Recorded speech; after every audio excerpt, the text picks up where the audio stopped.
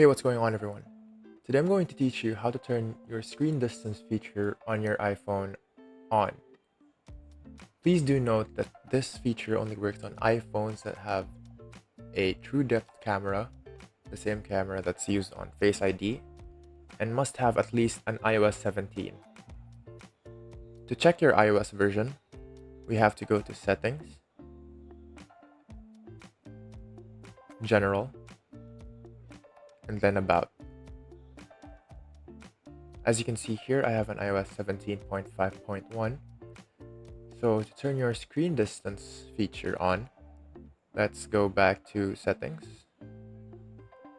tap on Screen Time, and then tap on Screen Distance.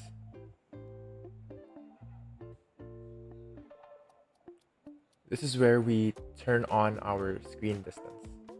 So by tapping here, it will then turn on screen distance. And that's about it.